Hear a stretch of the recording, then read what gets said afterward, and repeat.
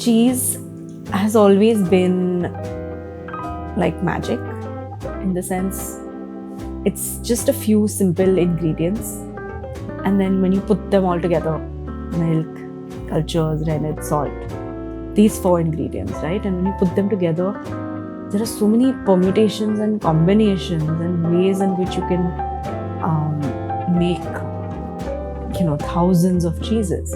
So it's a chain reaction, but a beautiful and magical chain reaction which results in cheese. So it's that chemistry of things that makes it amazing.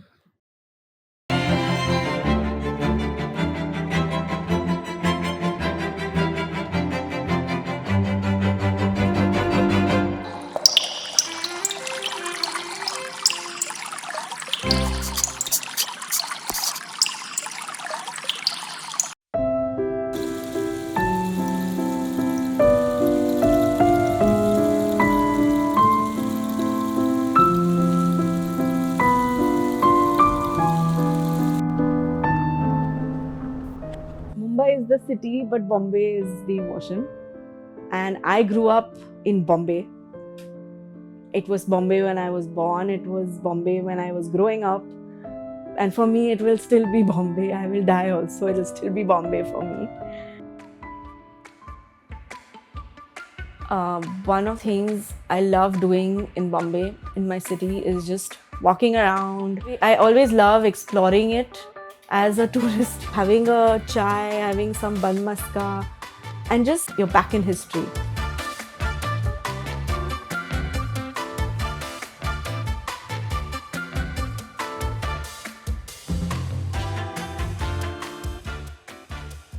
For me, cheese was something that I always had. While growing up in Bombay in the 90s, we had, what was available was processed cheese. And what was fancy cheese was imported processed cheese. So I've had both, As a kid also, I enjoyed cheese.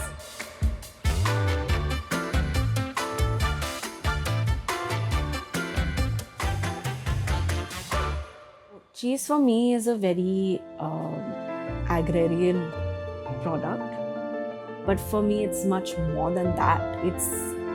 Cheese is connected to the animal, cheese is connected to the land, cheese is connected to what's growing on the land, and you take that, it's the soil, it's the temperature, it's the environment, the flora, the fauna. So what the cattle is having, what the cows are having, what the cows are grazing on, what the goats are having. Imagine them going up on a hill, having flowers and ferns and God knows what. So all of that gets translated into the what they have gets translated into the milk, and that milk with a few other key ingredients get translated into cheese. So it's a chain reaction, but a beautiful and magical chain reaction which results in cheese. So it's that chemistry of things that makes it amazing.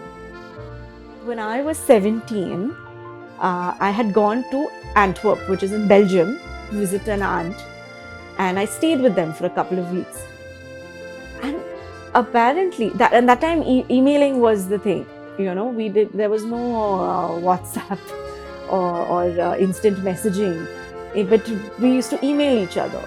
So I have emailed my mum, and in that long email of what I'm doing and what I've done, a lot of it was about the cheese I've eaten.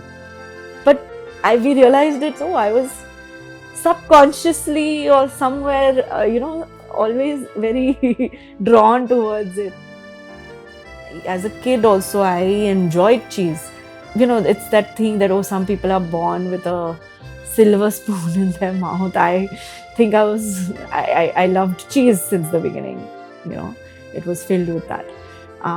But yeah, as I started understanding things more, traveling, seeing the world, and like I said, seeing and learning and unlearning things about food, that's when I started realizing that cheese is something, through all these years and through all these journeys that I've had and all these experiences that I've had, the one thing that's constantly given me happiness has been cheese.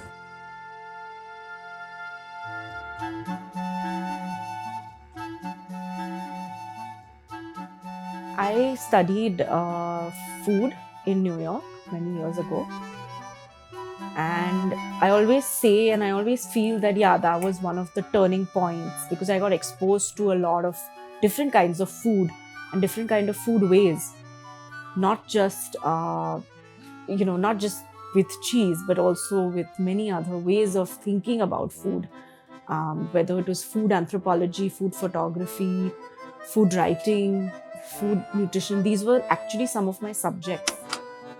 While I was studying there, I used to walk around. I entered this shop called Murray's Cheese, and literally it was like Disneyland for me. Everything looked amazing and I wanted to try. There were rows and rows of cheese. I'd never seen so much cheese in a shop before. It was exhilarating and I wanted to know more. I was very curious at that time. Then I found out that they do classes there. So I went and attended a class, but it was like $90 an hour. That was a lot. So I found out if I volunteered, I could go help out for free, and in return, I have to go set up the cheese table and all the condiments and everything. Then I would wait once the class would get over, clear out, and in return I would get a bag full of the cheeses that were cut for the day, and I would take back that sheet which had all the tasting notes. Then I would go back home and then I would try that again and write down, trying to remember what the instructor had said. And then, so like that, just by doing that, I kind of kept developing my palate, also trying to understand what flavor notes they were talking about. But along with this journey, I also realized that where we come from, everyone comes from different walkways, different ways of paths, and palates are different. So if I have had chiku, someone else may not have had that, because it's our fruit, it's from our country or from our region. So to describe that note in a cheese or in any kind of food, it's something it's a very personal thing for me. So ever since then, the learning never stops. Learning, unlearning both, but the learning and the best way to learn how to eat cheese and taste cheese is to keep having it. Keep having something new and keep trying to dig into your own personal palate memory and try and seek new flavors. Another way I did professionally properly learn how to do that was also like a sensorial experience, where there are cups of different liquids, like say there's black coffee, or there's licorice, or there is different types of milk from different animals. Then there are different herbs, spices, and all of that. So one other way to kind of awaken your senses is to close your eyes, because when you shut any one sense, the other ones heighten as well. With cheese, I love to, this is what I teach as well. You first pick it up, look at it, because visually what you feel and sense, that also plays into what will happen when you put it in your mouth. Then smell it, feel the texture, and then when you taste it, everything from what the texture is it fudgy, is it soft, is it pliable, is it firm, is it creamy or buttery, depending on the cheese family it's from. So that can occur. Those are the different things that can happen. Visually, you can see whether it has a rind, whether it's a fresh cheese, whether it's got a natural rind or a washed rind. So there are different types of textures and shapes and sizes as well. With aroma, it's a whole other thing. And then finally with taste. I want you all to touch the first little triangle and just squish it a little bit lightly. Okay? Smell it. Have a little tiny nibble. The second one is aged for 6 months. It's a British cheddar. And the third, the cube, is a 15-month aged British cheddar. Same, it's the same cheese. It's just aged. Aging is different. Same milk, same producer, same. Make another bite of the cracker. The dollop of the molasses on it. Now we're getting the wild food angle to this, and I'm very, very excited about it. Yes.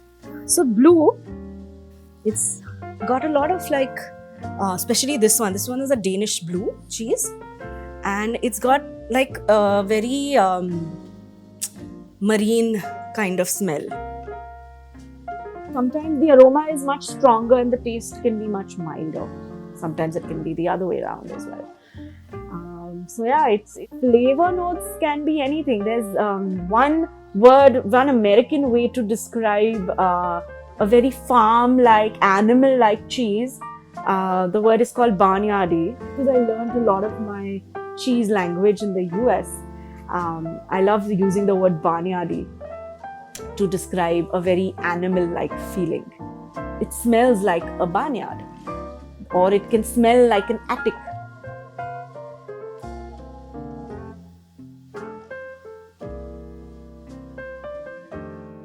In India, via New York, all over the world, where there's cheese to be tasted, she'll be with us from the Cheese Collective, Mansi Asani. Well, hey, welcome. Well done. At the World Cheese Awards, the first time I was selected to go and judge was in 2021, and it was held in Spain, in the Asturias region, so the northern part of Spain. And I remember I'm nervous, I'm excited, I'm like, I don't know, what am I going to do? There's so many new cheeses which I haven't tried. How will I judge them? All of that. And then there was that imposter syndrome as well. But like I said, a lot of excitement as well. At least the first one that I went for, I was super nervous and super excited at the same time, because literally on my right and on my left were literally like cheese royalty is what we say in the cheese world, international cheese royalty, and I'm sitting there in between them. I'm like, oh my god, what did I do this life that I got this? Like, I was very, very, very emotional. I enter that hall where all those 4,500 plus cheeses are kept, and it was insane. I was shocked. There are around 250 judges from around the world, and we 250 judges are also divided amongst the tables. So there's 2 to 3 judges per table. So on an average, we try 45 to 50 cheeses, not 4,500 cheeses. That would be too much. And the process is where each cheese is judged for what it is, not against each other. And it's a blind tasting. We first see, and we give points on visual. Then we give points on texture and smell. The point bracket gives you a no star, gives you a bronze, or a silver, or a gold. You have to try, you get a trier, you can cut it. In between, we get apples or plain crackers or water to kind of cleanse our palate.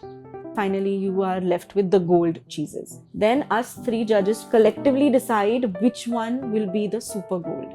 Now, 16 judges from the 250 judges are selected to be part of the super jury. And I was fortunate enough to be part of the super jury as well. And then we try all the 100 super gold cheeses are on that table. We go through the process again. We get to pick one cheese to champion. So a little backstory, when I was doing my cave internship, my affinage internship at Murray's Cheese in New York back in 2012, that is when I tried Epoise, this French cheese, for the first time. It's always been one of my favorite cheeses from the starting of my journey. And it turned out to be on that table of super gold cheeses as well. I tried all of them, but that cheese spoke out to me. That you feel is in its prime. Cheeses also have their own journeys, right? So it's at its prime, speaking to you, you've chosen it. And cheese that is washed with alcohol. So it's a very, very beautiful, interesting cheese. So yeah, I chose that. We spoke about it. It actually came second in place that year. So it was a very cool moment for me. First time judging. Gujarati girl from Bombay going to having studied in New York, but then went to Spain to judge cheeses with people from all over the world. And then I chose a French cheese.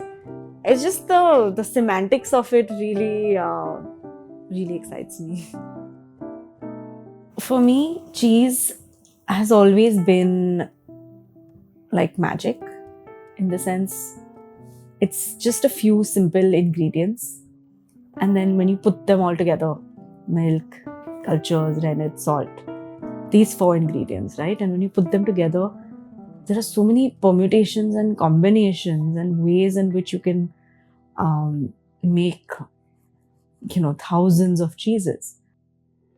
When I think of cheese, and when I think of kind of how to categorize them, what geographical region it's from, what subclimate it has.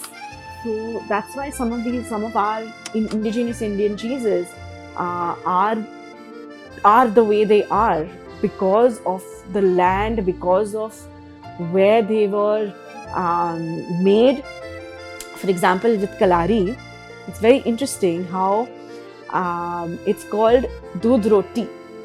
In Maishkrej is the name, and it's called Doodh Roti. Think of the mozzarella. We have the curds of the mozzarella. We stretch them in boiling water, and then we shape them. And the shape is a kind of like a bun, because it's kind of like a dough that you're stretching, and then you make a bun from it. Then there is a trachea, which is another same family as the mozzarella, the pasta filata cheeses, and that is made into a braid. And that braid of mozzarella braid, is example, it looks like a challah bread. And coming to India, the way we make roti, the way we make bhakri, the way we make parathas, is you get that dough, and this is the action that we do.